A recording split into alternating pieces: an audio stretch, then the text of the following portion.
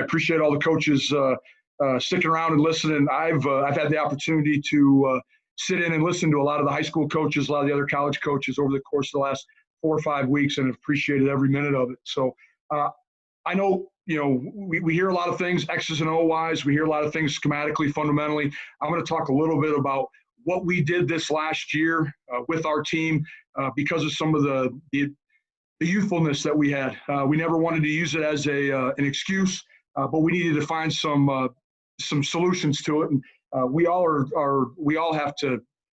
experience those times when we don't have a lot of experience on our football team. And how can you race to maturity with your squad? So hopefully I'll give you some ideas of what we did this last year and some things that maybe you can take back to your respective school. I'd be remiss if I didn't talk about our staff. We got 4 guys from the state of Wisconsin on our staff. So there's probably a good reason right there, Drew, why we're involved with your clinic so much. I know I'm going to click to this next slide here. We got 17 kids from the state, and we got some really good football players that have come over from Wisconsin. And probably the only issue is they all cheer for the Packers, and so it causes issues with a lot of our Minnesota kids. But we've gotten a lot of good players out of the state. Here's going into last season when I took over as the head football coach. Here are the situations that we were presented. We lost 25 seniors on a national championship team in 2018, including 3 players that went to the NFL. Half of our assistants were new to NDSU, including both our coordinators. All our support staff was new, including except for our head strength coach. And we had to find roughly about 16 new starters. And then we had a team roster of 80 underclassmen. Last year we only had 10 seniors that were here. It was an unusual small class for us, unbelievable, excellent seniors. But we were missing some of the leadership that we had in years past. So we needed to find some unique ways that we could get our young kids to buy in quicker and help our seniors with the leadership as a staff. And so that's what I'm going to try to convey a little bit here tonight. And we'll talk a little bit about practice as well and some of the things that we do from a practice standpoint. Here are kind of some of the topics that I might cover tonight. Having a purpose with your program, trusting your process, making sure that you're the best you can be. I won't get in much into recruiting just because I don't think it has a place tonight. And then talking about creating and developing some leadership within your own program. The first thing, guys, we have a mission statement at NDSU, and it's possess a genuine appreciation for the effort and commitment everyone makes. We're a player-driven program, and we've had some unbelievable coaches that have come through here. We've had unbelievable players come through here, but nobody's as big as the program. And we routinely talk about this all fall camp. We make our freshmen memorize this because it's that important. Everyone on our football team has a role. And the sooner they can identify their role, the greater the earlier they'll have a purpose, and then they'll have performance that follows it right after. And so we think this is a big part of who we are. And it goes from custodial staff to our administrative assistant to our support people. Everyone is appreciated in how they affect and how they positively affect our program. And so we want to have an environment that creates a winning attitude at all the time. So, here are some things as I took over as a head football coach that I felt like every athlete needs to have the 3 things to be successful. They got to have someone believe in them. And you guys know right now we're recruiting kids from single parents that come from their grandparents, guys that are coming here from Florida, all over the country. And unfortunately, they don't always have a lot of trust in the people or the adults around them. And so we got to get these kids to believe in us. And for us to do that, we got to believe in them a little bit. And so it goes into relationship building. There has to be a belief in a system, and that takes time. It goes back to having a purpose and getting kids to buy in as quickly as you can. The sooner you can get buy-in with all your kids, the quicker they're going to have positive experience. And then belonging to a community. I think every kid needs to have those things to be successful. If they have those 3 things, there's going to be improved performance. And there's no doubt they're going to enjoy the process that they go through, and it's not going to be a grind. That's one word in our program we don't allow people to talk about. and partially because that grind or the things that our kids call a grind, I think back 25 years ago when I was in college, those were some of the best days of my life. I'd hate to belittle those days and call them a grind. The game of football is not supposed to be a grind. Now there's work involved, but I think pouring concrete, or when I had a summer job before my senior year, laying 8-inch block, that was a grind. It wasn't playing football or coaching football by any means. So with our young team, one of the ways that we tried to combat us looking ahead and being a typical young kid, we tried to, you see the right now means everything. That was something we started to use last spring to try to maintain focus on what the task was at that particular moment.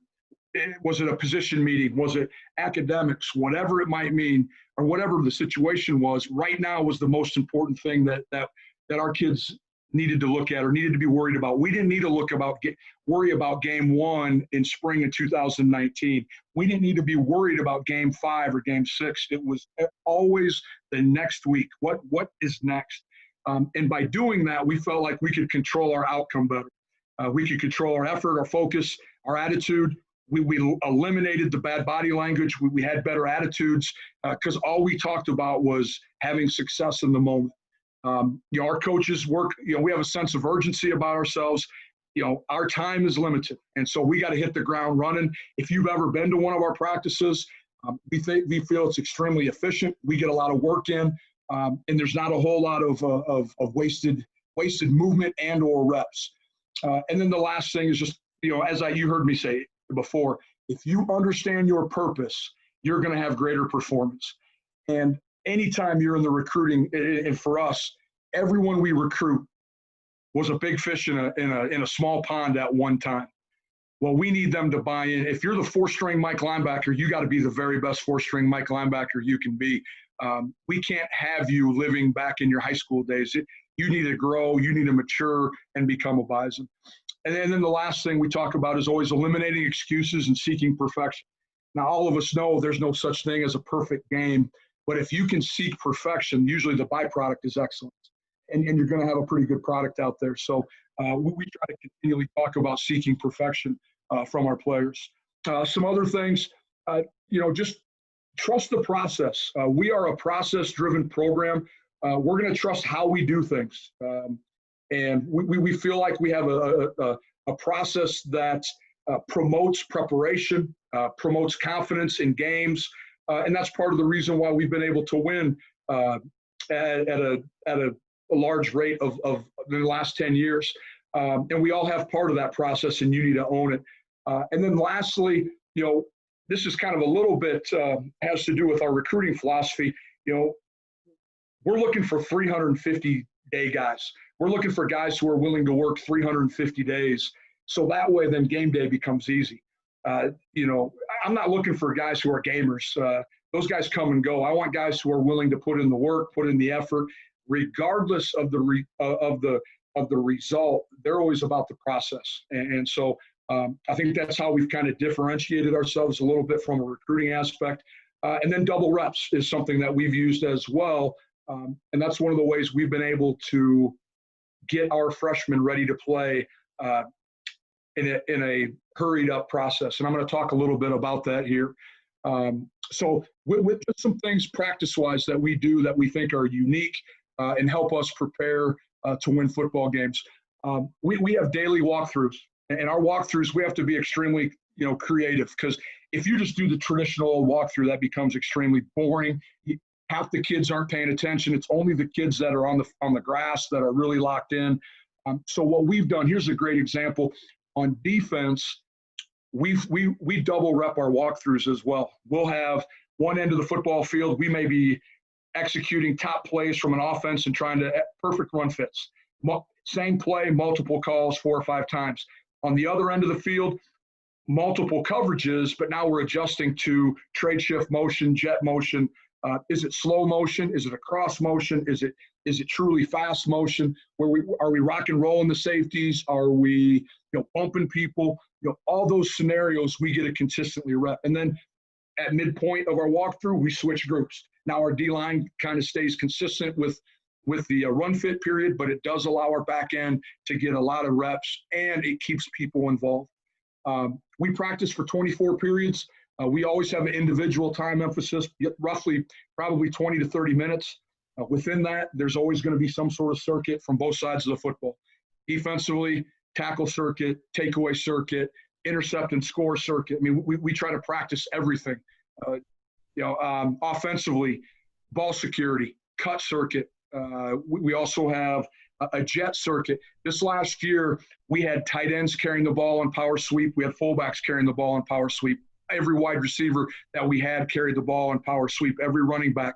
Well, we needed to work those mesh concepts with all those kids, so that way our ball security was great on Saturday, and it allowed us to have greater depth if we had an injury on a Saturday. So we're all about those circuits and trying to get our kids incorporated. Everyone's busy. Everyone hits the ground and hits the grass running. Consistent emphasis from week to week. Our kids understand that every Monday is going to be like the previous Monday. Every Tuesday, the same thing. For instance, here's a great example. On Tuesday, our offense is doing third down. Well, I want our offensive line, I want our quarterback to realize that every Tuesday they're doing that, so that way during the day they can come in and watch the cut-ups that their position coaches have created, so we can maximize not only our meeting time, they're maximizing film, but we're also maximizing practice. Maybe there's things that we can get answered during the day by watching film, and we don't have to spend time correcting it at practice. So again, it's always coming back to making that 24 periods as efficient as we can. Guys, just this is me. Just make sure you're good at something. We all, and I was a defensive coordinator for about 20 years of my career. There was times I over-installed. I wanted to put everything in as fast as I can, and we were not good at anything. You at the end of the day, how are they going to remember you? Think about that. After you play a game, are they going to see, hey, boy, that was a really sound football team, or boy, that team just kind of, got in their own way and never really threatened us? Get good at something. This was a challenge I had with our offensive staff this year. And I know we have a lot of offensive guys on the probably on the clinic right now, but go back and look at all the one-timers you ran during the fall. Did you ever run the complementary play with them? Generally, if it was a one-time run play, there probably was a play action based off it. And then go back, if you have it, how many times did you practice the one-timers? And was your practice ratio to game ratio worth it? Get good at what you're good at. And so, of course, we're a gap scheme. We're an inside zone, outside zone, a little bit of pin and pull, but we're going to get really good. We're going to try to trade shift in motion and get your eyes crossed offensively, but we're still going to be running the same schemes. And so that's something that I challenged our offensive guys with a little bit this year as well. Defensively, we don't need to defend with volume. We need to have answers to or adjustments to unusuals. What are we doing to X off? What are we doing to unbalanced? What are we doing to all the trade shift in motion? What are we doing to empty? We have to have solutions to those situations that offensive coordinators are giving us. We don't condition at practice. We believe in you play like you got to practice like you play. And so we're going full speed. Our tempo, and we're a huddle football team, is we expect to get 8 plays per every 5 minutes a team. And so on a normal Tuesday, we'll have 4 periods of inside, we'll have 8 periods of team. And so within those 12 plays, there's been times defensively we've hit 110, 112 snaps of football in a day. And that's split up between our 1s and 2s. Again, man, we got to coach on the run, and our kids got to have a sense of urgency. We're in and out of the huddle. We got to have great communication, and we got to know exactly what we're doing from a coaching standpoint. And then the last thing we do is, guys, we limit live tackling in fall and spring. Anymore, our kids are too valuable. I can't lose our best football player. I can't lose our quarterback to an errant attempt at a tackle or feet getting tangled up. We talk often about practicing like a pro. Stay on your feet, protect your teammates. When we do tackle, it's in short bursts. It's real limited. Now, I go back. We tackle a ton in tackle circuit. We're trying to emulate different tackles, just like Coach had mentioned before. But we're never live tackling. We're trying to thud. We're trying to put a chest on someone, but we let the ball carriers continue to run. Some other things. I'm going to show you some film on this here later. But our double rep philosophy, I think it's something that's unique to NDSU. It originated from Tom Osborne at the University of Nebraska. We've utilized it now for probably 13, 14 years. We've used it for my entire 7 years that I've been here. What it is you're going to split your squad up. You're going to have your ones and twos on one field. You're going to have your A's and B's on the other field. And you're going to split your staff up at that time as well. When I was the defensive coordinator, I always went with the young guys because I wanted them to believe that they were important and they were the future of the program. It's easy to coach the good players. Man, we all love going to hang out with the guy with the Trey Lances, the Jabril Coxes. I enjoy coaching those guys, but I know that creating depth is where we're going to win football games. So with that, as we're doing these offense-defensive segments, we have 44 guys taking reps at one time. So essentially in fall camp, almost half of our kids are getting reps. It creates atmosphere where everyone's getting coached. We talk, coach them all. All right, coach them all, because you never know when someone's name's going to get called. Instant depth, next man mentality. Carson Wentz, 2015, missed 8 games. A young man by Easton Stitt came in and he went 8-0, took us to the national championship game. Easton got drafted last year. Nick DeLuca, Nick replaced Travis Beck in 2016. Travis blew his ACL last game of the regular season. That was Nick's coming out party. Nick spent 2 years in the NFL. And the other thing you do, you get to identify the survivors, or I like to call them tourists, versus the competitors. Now, you find out who really wants to be out on the field, who wants those reps, who's valuable, who wants to be a ball player for you. And then the most important thing, and this is why I went to the second field primarily, is that second field kind of has a minor league feel to it. It's the farm league. You're exploring new positions. Hey, maybe you recruited a kid as a strong safety, and now you're moving him to a slot area defender. Maybe he was a 3 technique, just didn't have the feet for you. Now you're going to move him to offensive guard. Well, where do you start him at? You got to start him, in a simpler situation. We limit trade shifted motions, so that way we're not trying to get everyone's eyes crossed. We're not taking forever. Base calls, all right? We minimize the calls, and we teach the heck out of these kids. We film it all. We watch it all with our guys. And what it creates then is when you're in your meeting situation, I can have field 1, maybe it's a play of the 8. They're running G, and our offense runs it to as good as you can. Well, now I can put the young guys play right behind it, and they can see how it was done well, and here's how you looked. And now they're learning exactly from our leaders, and they're seeing how our starters and how our veterans are running these plays. I don't know if many high schools do anything like this. I've always wondered if you could do it, if you were a high school that practiced everyone together. Could your sophomores be running the exact same script? They hear the same communication. They hear the same verbiage from your offensive line coach, from your offensive coordinator, D coordinator, and that way you're just creating consistent communication throughout your program. You're just jumping around a little bit. Offensive philosophy for our program: most physical team in the country. It can't be measured. The way we measure it is how are we playing in the fourth quarter? And are we being successful in the run game? Here's our number 1 equation for success: rushing attempts plus completions.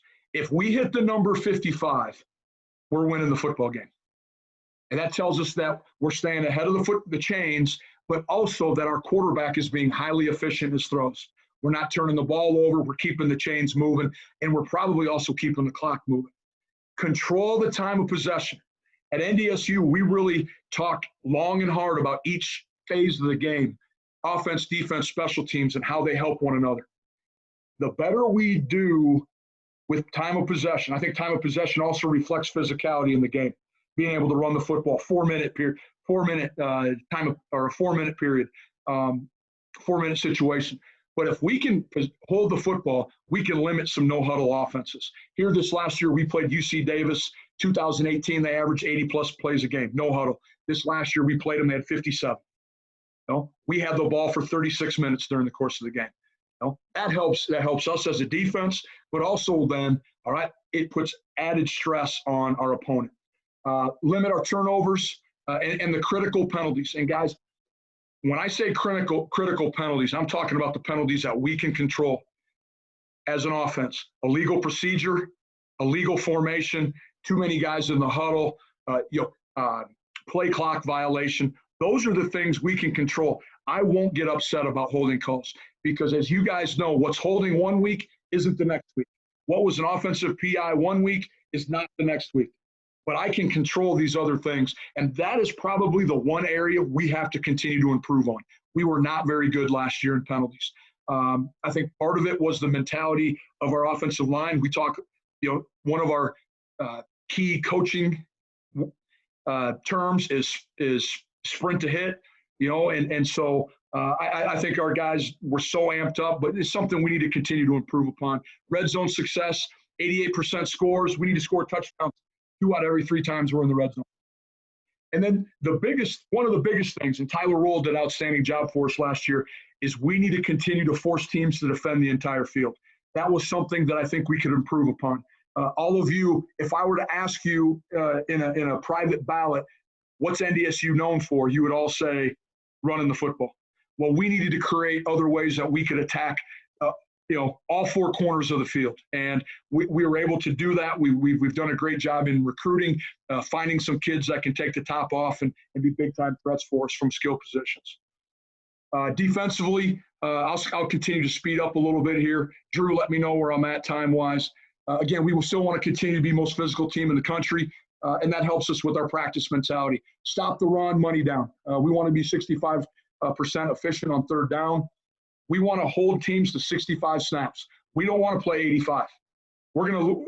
We can't hold up if we do. That means our offense isn't being very successful, and we're struggling on third down if we have to play that many snaps.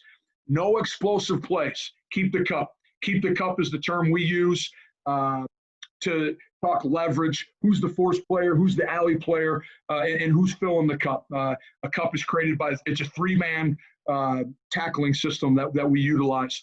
And this last year, Coach Braun did an outstanding job. Coach Braun's a Kettle Moraine graduate. We gave up 37 explosive plays in 16 games. And an explosive play to us is a pass of 20 or a run of 15.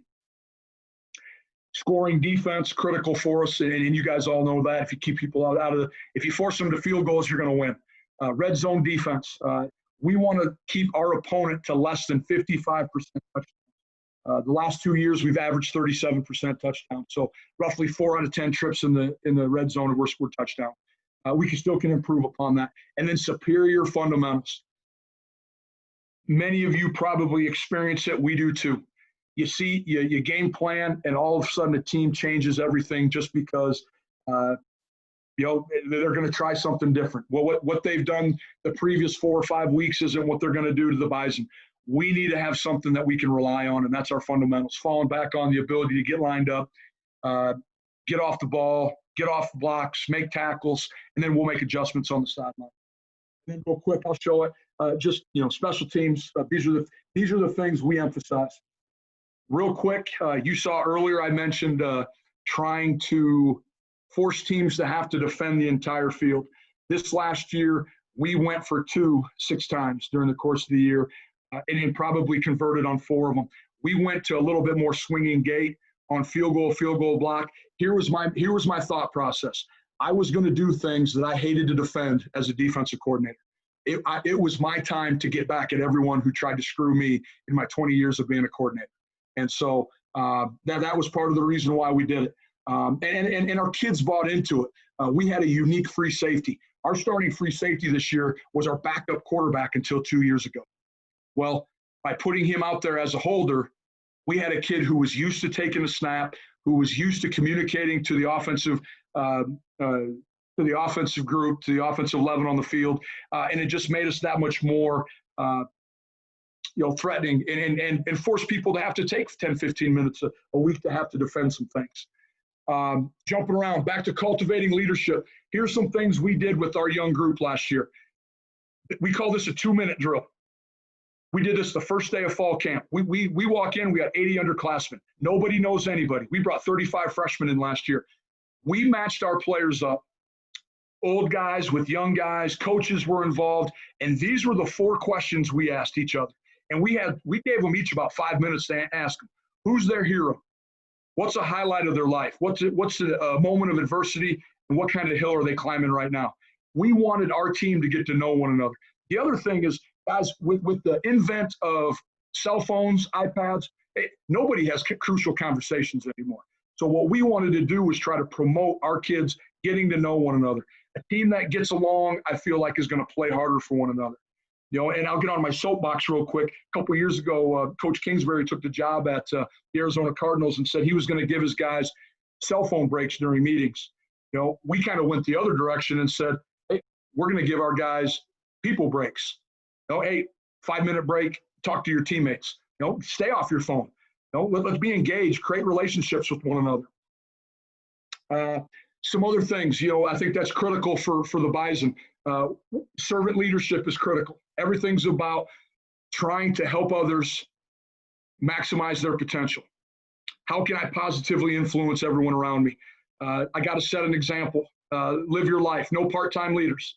Either you do or you don't. And those are the things that we require of our upperclassmen. Great listeners, give credit. And then for our coaches, in my 7 years here now, we've had 10 guys go on to the NFL. Hey, the majority of our team, just like the majority of the kids that you guys all coach, they need tools to be husband, fathers, and community members at some point. So that's ultimately what we're trying to give them is some tools to be successful down the road. A couple other things real quick. How we built some culture, built leadership. We had a leadership council, created 10 members, voted by our peers, 6 additional that were by me. And you guys can look a little bit right there and kind of see some of the things. We have a book club that we try to utilize for our leadership, just so those guys continue to hear things. We don't allow our kids to wear any national championship apparel on campus. It's always about the next day, the next practice, or the next season. I think I've probably gone too long here, Drew. Would that be fair to say? Honestly, I could listen to that for a couple hours. That's good shit, man. Yep. Well, the only thing I think there's a book we read. The only thing, Drew, that I had, or that I was going to show quick. Here's an example of what what some of our double rep would look like. I'm going to try to get this to see if I can get this to work real quick. So here, these would be our good guys out there. This is our 1s and 2s right now. And so you can see the call up top. There's the offensive call. Here's the defensive call. I think it's a hot pressure right here. And so there's the execution. So what we would do then is, now here's our young guys. And just as a reminder, this number 91 at the bottom right of the screen, Derek Tuska. That's the same guy who just got drafted in the NFL. He was on our farm team group at one time. But again, so I go into a meeting, there's bust, doesn't look nearly as good as our 1s. We can go back and teach from it. But again, everyone's running the same script during the course of the day. All right, guys, I appreciate the time. I apologize for going too long if I did.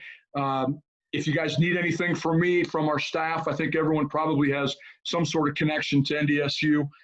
Again, Drew, I appreciate everything, and I appreciate the opportunity.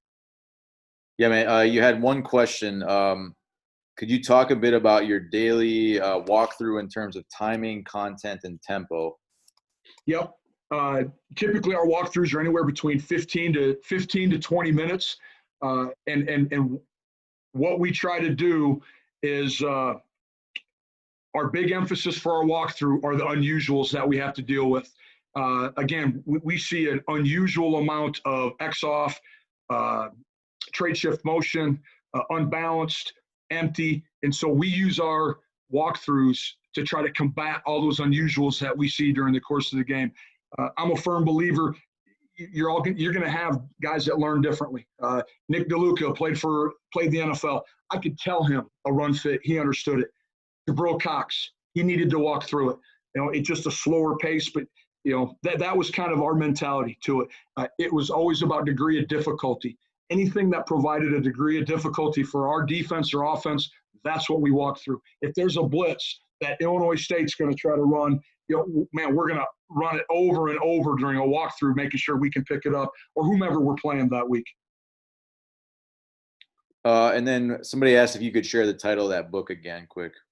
Yep. We read 2 books this last year. The one we read last summer was Legacy. It was about the rugby team down in New Zealand, the All Blacks. And then the last thing, the other book we read is Ego is Your Enemy. We just finished up that one last Friday, did that with our leadership council. The things that we try to avoid here at NDSU: being comfortable, complacency, and the word ego. And so this was hopefully a chance for our guys to really dive into it, and hopefully we can share some things with our younger kids. Awesome, Coach. Hey, you bet. Thank you. On. Yeah, man, we love you guys. Your staff's been great sharing with us. We really appreciate it. You bet. I appreciate it. Thanks for what you do, Drew. Absolutely.